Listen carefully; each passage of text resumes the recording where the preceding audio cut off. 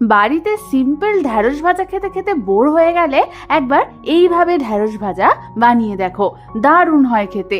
এটা কিন্তু বাড়িতে বানিয়ে নেওয়া খুব সহজ আর খুব কম ইনগ্রেডিয়েন্টস দিয়ে তোমরা এটা বানিয়ে নিতে পারবে। তাহলে চলো আর দেরি না করে এটা বানাতে কি কি লাগছে সেটা দেখে নিই। আর আমি সুস্মিতা তোমাদেরকে আমার চ্যানেল ইয়ামিটস বাংলাতে স্বাগত জানাই।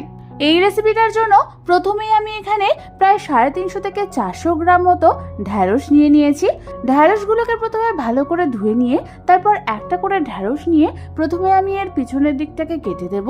তারপর আমাদের এই ঢ্যাঁড়সগুলোকে এরকম লম্বা লম্বা সরু সরু করে 4 ভাগে ভাগ করে কেটে নিতে হবে।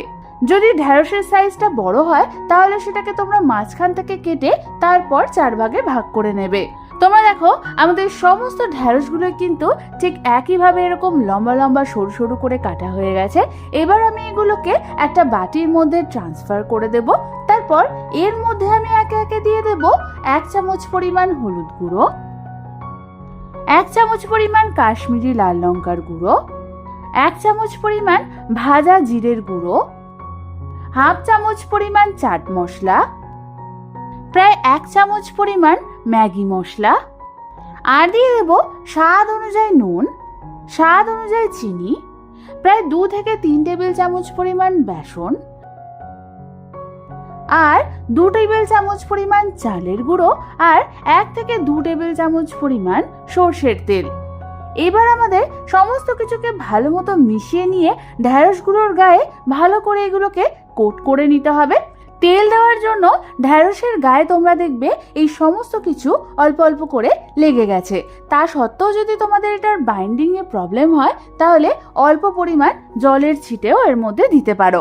এবার আমি অন্যদিকে এই ঢ্যাঁড়সগুলোকে ডিপ ফ্রাই করবার জন্য একটা কড়াইতে কিছুটা পরিমাণ সর্ষের তেল গরম বসিয়ে দিয়েছিলাম। তেলটা ভালো মতো গরম হয়েছে কিনা সেটা চেক করবার জন্য তোমরা প্রথমে একখানা ঢ্যাঁড়স ফ্রাই করে দেখে নেবে। আমাদের তেলটা কিন্তু ঠিকঠাক গরম হয়ে গেছে। এবার আমি অল্প অল্প করে ঢ্যাঁড়স এই তেলের মধ্যে ছেড়ে দেব।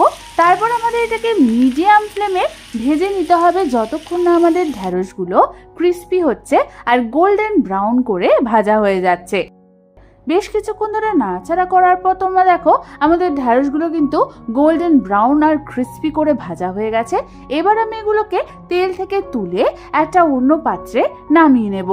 তারপর ঠিক একই পদ্ধতিতে আমি বাকি ঢ্যাঁড়সগুলোকেও অল্প অল্প করে ভেজে নেব। তোমরা দেখো আমাদের সমস্ত ঢ্যাঁড়সগুলোই কিন্তু ক্রিস্পি করে আর গোল্ডেন ব্রাউন কালার করে ভাজা হয়ে গেছে। এবার এই সবগুলোকেই আমি একটা অন্য পাত্রে নামিয়ে নেব। ব্যাস তৈরি হয়ে গেল আমাদের দারুণ স্বাদের একদম নতুনত্ব ঢ্যাঁড়স ভাজার এই রেসিপিটা।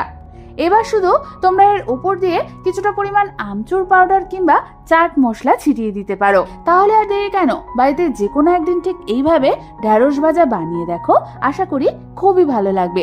রেসিপিটা ভালো লেগে থাকলে একটা লাইক অবশ্যই করে দিও, আর আমার চ্যানেলটাকে সাবস্ক্রাইব করতে কিন্তু একদম ভুলো না। আজ তাহলে এই পর্যন্তই, আমি আবার চলে আসবো তোমাদের কাছে নতুন কোনো রেসিপি নিয়ে।